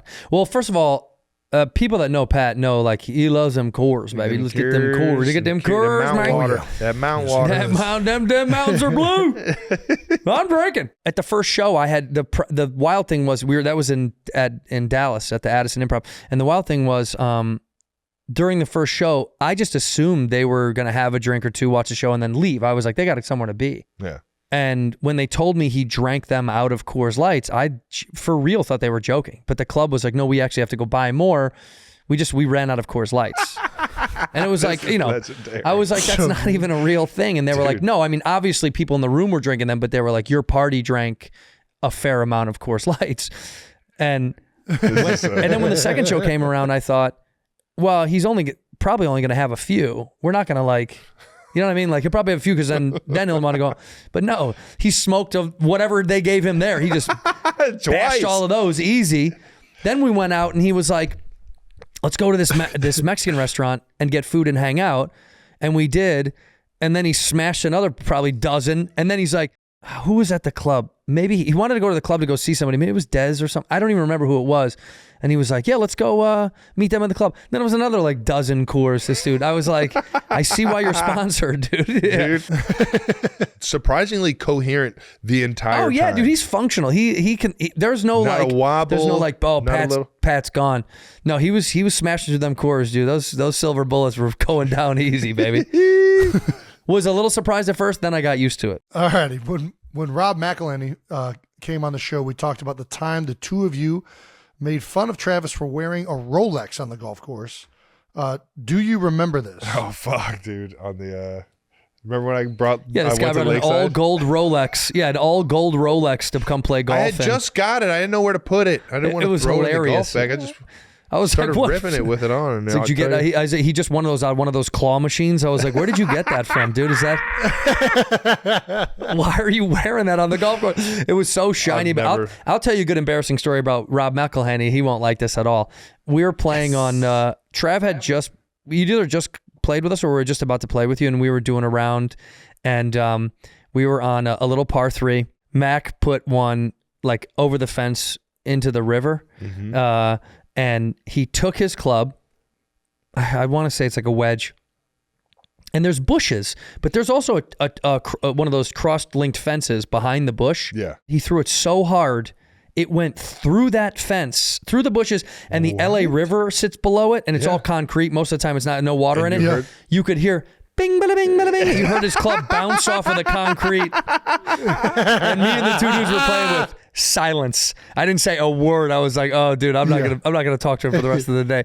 And he goes, and now when I tell that story, I'm like, "Dude, Mac threw a club one time through the fence," and he's like, "I don't do that. I don't do that anymore. That's not something I do anymore." I was like, "Okay, man, but you did. You did it once." Yeah, you did it once. It happened. Yeah, he was. So you send the ball into the river again. Yeah, he sent the ball and the club into the river. Yeah, but Trav, when he came out wearing a big shiny Rolex, I was like, "How are you going to swing with this thing on?" We kept making fun of him the whole time. But he stayed his course. He was. Once it was on, you got to eat it. Yeah, you have to. Again, that's playground rules. Then you take it off. No, you can't take it off. That's more embarrassing. Yeah, a dream foursome. Okay, golfers and non-golfers. That's tough. Yeah. Tiger, for sure, 100%. Jordan, because I know he's a big golf dog. Kid, man. Yeah. God, I'm trying to think of non-golfers too, because my brain just goes automatically to golfers. Tiger, Jordan, Kim Jong-un. Dude, most hole-in-ones in the history I've heard of he's golf, so right there. nasty. He's the best. How could I not? Yeah. Hole-in-one again, Mr. Un? This is a par 5. Yeah, Larry David, and probably Larry would definitely be up there. I would say let's throw him in the mix. But that's what's tough is there's so many dudes that I would kill to play with. But Tiger for sure and MJ, I would love to play just those two cats alone because I mean you get those two on the golf course. I would just want to see the competition. Oh I know that's all I want to see. It has to be. They've had to have played together. And it was just the most epic round of all time. Yeah, absolutely. Yeah, Tiger and MJ. Whenever you guys want to play. Give me a call. You've been on a ton of TV shows. Which one specifically do people most recognize you on? I mean, Dave is probably because it's the most recent. Dave, people see me the most on, or when we were shooting the show. So I think that one a lot. I'll get like I did my first sitcom that failed was called Mixology. It's weird. Sometimes I'll get like an aunt, like your aunt Janine.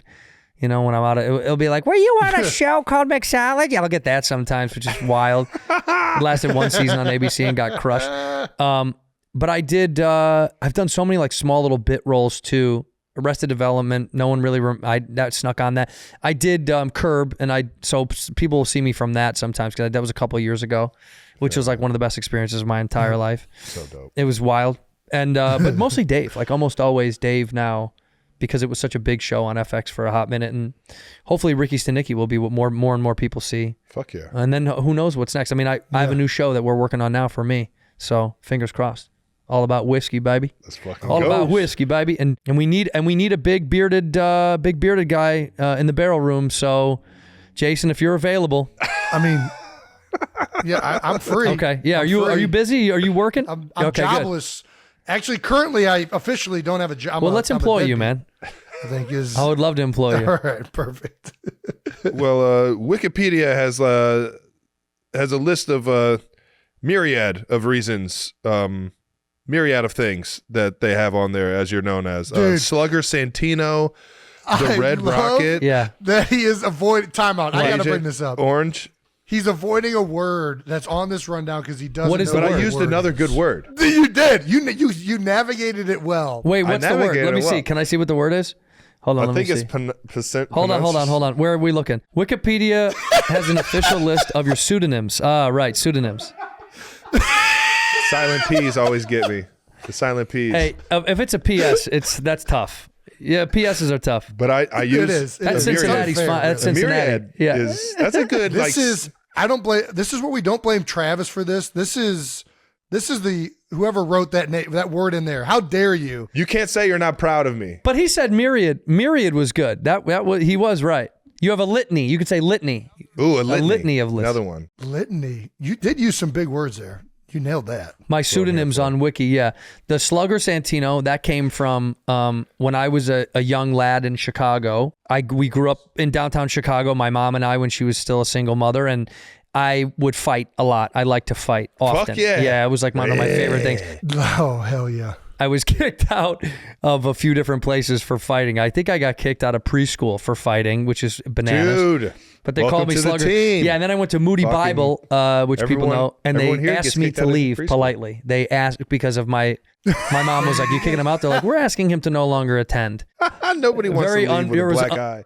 Very non-Catholic of him to punch everyone in the face that he doesn't like. So they called. So Slugger Santino was born from that, and the Red Rocket was a natural. That was a great play on a dog's penis nickname for me because I'm the Red Rocket. Because I'm a bit Red Rocket. What's the other one? Agent Orange. Agent Orange is not me. I'd never heard of that, but I like that. I'll take it. That's Yeah, a good one. I'll take that. I like Agent Orange. Cheeto Dust Cultivator. Yeah, I think that's just someone playing with Cheeto Santino. Yeah, I think that one. I think that Cheeto one's just Santino, a then, rendition of it. The last of the great gingers. Joe Rogan said that one time on his podcast, and that stuck. I think Joe introduced me on his podcast as the last of the great gingers, and Nice. and that kind of made its way somehow onto Wikipedia. It's so funny. It's like someone said something once, like 7 years ago, and then it landed. Out of those ones right there we just listed. I think Agent Orange is. I should start going by that. I think that's amazing. I mean, that's Agent like Orange. my Men in Black code. And you know when on Men in Black they make you look into that pen, but they just have to look into my hair. I just stare down. It's like, yeah. Medusa, man. Especially me in the winter, dude. Look at this, dude. Ghostly. You know what I mean? I can't wait for summertime to get burnt. Yeah. I just get a little, more just ginger. one more shade of orange. That's all I get. I get a little. I turn into burnt orange. Sounds like a Mountain Dew, like Agent new flavor. Orange. Agent Orange. Ooh, Like I feel Right. like they did have Code Red. Code Red was, I mean, it still is a thing at Taco Bell. Oh, That's Cold hot. Red that's could be right, me, man. but Agent Orange sounds really right. good. Yeah, I do like it. I mean, the history of it is not good, but we'll take the current wordplay. So the history's not so good, but Eyes whatever. are just a little different. Whatever, All right. man. We still drink Irish car bombs, and that's not cool. You know what I mean? I'd still fucking. Oh, yeah, now I get yeah. what That's you're not a saying. cool. That's not like a happy piece of history, but we're fine with that. Alrighty, I'm not sure you saw this, but I talked about losing my Super Bowl ring last week in a pool of chili on our last episode. Yeah. Zero, like he has, what is it, remorse? Like he doesn't give a fuck that he just lost the Super Bowl ring. Yeah. either. Why? Because they'll just get you No, another I one. care. I do care. not. It's not like I'm like happy I lost it, but I'm not like How do you lose? I mean, that seems such a hard Yeah, thing I to care. lose. Well, you don't lose it. Somebody steals we it. have Yeah. some Yeah. videotape. We have some Someone's video got it. evidence. We have What's the some most video what's the evidence, most yeah. expensive No, I thing think- that I've lost, or sentimental thing that I've lost? Because that thing's probably got to be more sentimental of a loss for you, right? Than like pricey. Yeah. For sure. Yeah. I mean, it's expensive too, but it's definitely the sentimental nature of it, which sucks. I think for sure. what's like the most expensive thing I've ever like lost? I mean, you know what? This is not price, but it's funny you say that. That Red Rocket was a nickname I did for like a tour.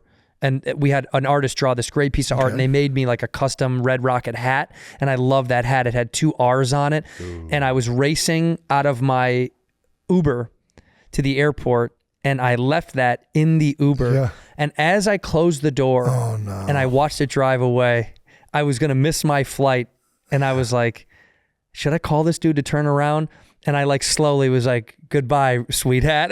It killed me because it was like one of one. It was like the only one, and I was bummed. And so whoever got in that Uber got my Red Rocket hat. Yeah, a double R. It broke my heart. It was a bummer because it was like, get it back to I its owner. love that hat, man. It was a one of one, and it was a cool gift from my buddy.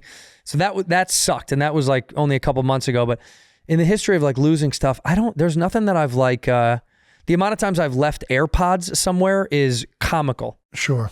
I've gifted the world 7 AirPod. At least. Oh my me. God, dude! What? I've left them so many places, or they like, fall out of my pocket. I went My out car and key is bought- down there. It's not even in my pocket. No, that's me. This look, I it drive fell out of my shit. pocket. Mine definitely did. Yeah, That's me. It happens all the time. The company is genius. Yeah, dude, I have an extra pair of brand new AirPods at my house right now, just in case, just because I know I'm gonna lose it. Well, I learned this. I lost my AirPod in a seat of the airplane, and the guy was like, we can try to get it for you. I got off of the plane. I waited. They're like picking apart the seat. The technician was picking it apart.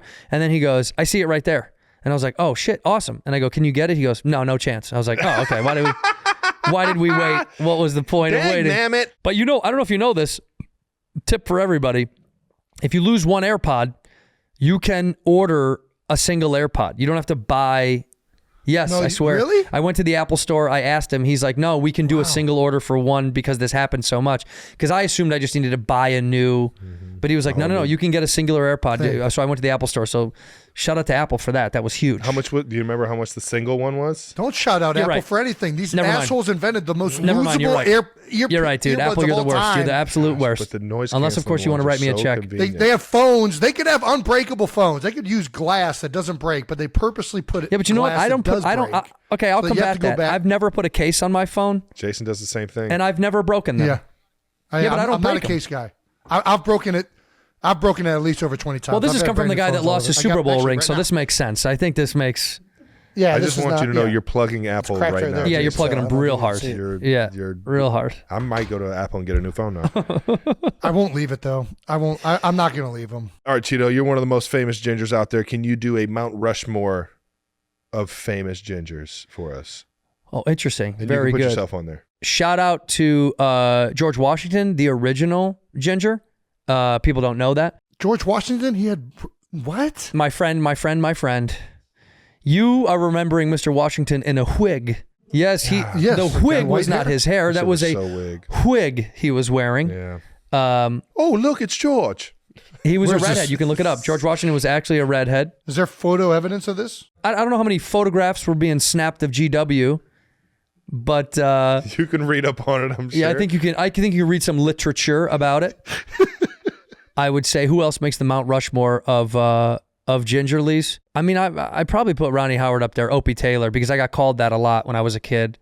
The first school I went to in Chicago, all of the black kids called me Opie, and I hated it because I didn't understand what it even meant. But then I thought, oh, that kid was cute from Andy Griffith's show. Oh, yeah. That's nobody on this, and nobody's listening to the show knows what that is. Unless you watch Nick at Night. Yeah, that's right. That's just right, baby. That's my dad's favorite show. My sister's over there. She can attest. My dad has watched wow. more Andy Griffith episodes, right, than anything on earth. It's disgusting. It's, She confirmed everything. Yeah, it's absurd. So I would say, let's give Ronnie Howard a shout out. George Washington's on there. I don't know. Do you guys have any favorite gingers you like? It's pretty. I mean, we got a list of them. Oh, let me see. Does Canelo Alvarez count?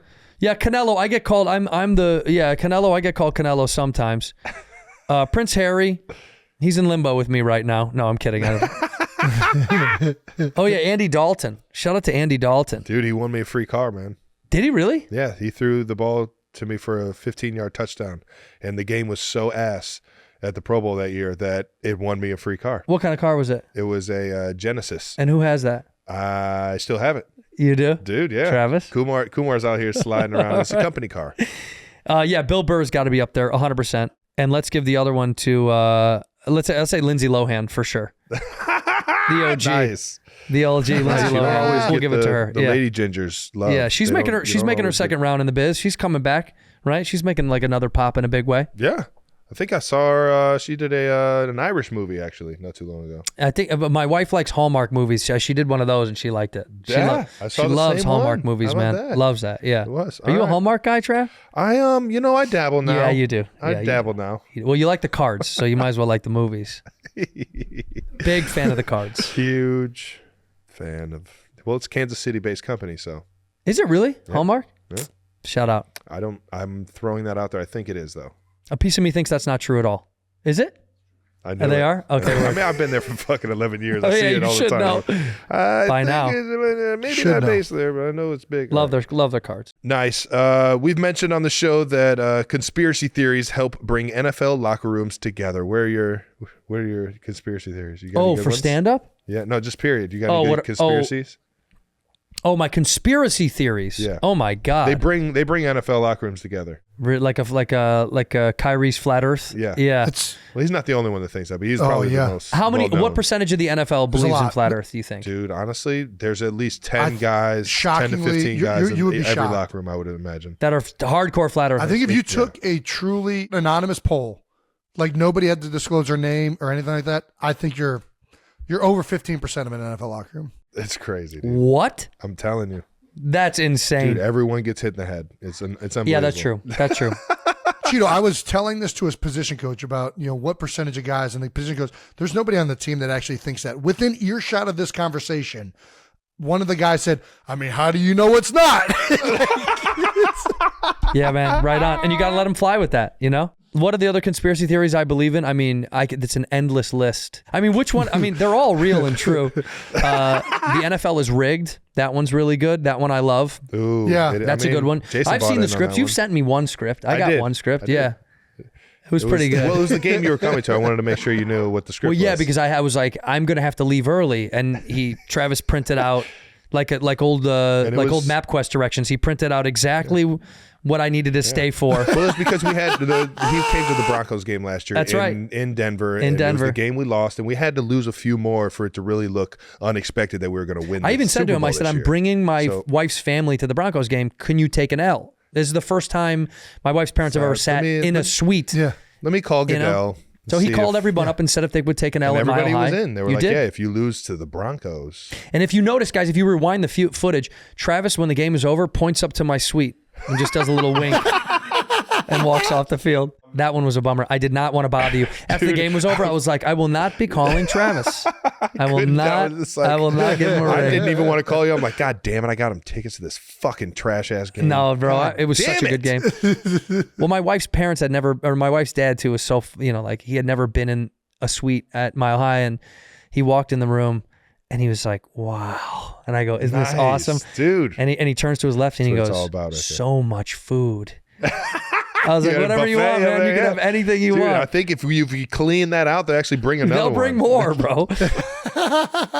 It was awesome. Yeah, we had a great time. Fuck yeah. Before we wrap up, Andrew, floor's yours. Is there anything you want to ask us or say before we wrap this thing up? I love you both, and I appreciate you both, and I'm happy that New Heights is New Heights. It's because we sat in my house, and your penis fell out a couple years ago, and now you're in the podcast game, and I'm happy for it. And I wish you were here, Jay, but next time. We'll do it again next time. But that's it. I got nothing else. Sounds Come see good. me on the road. Go Let's do to it. andrewsantino.com for the tickets and watch Bad Friends and Whiskey Ginger, and I'll see you boys next time. You know it. The absolute best, ladies and gentlemen. Awesome. Appreciate you coming on, Appreciate brother. you, bro. Wrap this thing up, Jason. All right. Thank you to Andrew Santino for coming on the show. This wraps up another episode of New Heights. Make sure you subscribe to the New Heights channel on YouTube so you know when all the new episodes are coming out. We'll be back next week to talk about the NFL draft and whatever else we feel like talking about. Listen, subscribe wherever you get your podcasts. All right now. All right, now. Once again, New Heights presented by Wave Sports and Entertainment and brought to you by Buffalo Wild Wings. Let's go, Sports Bar. Pro's Pro right here.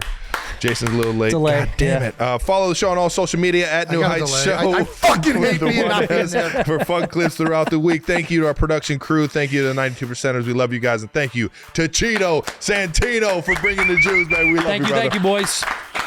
Peace.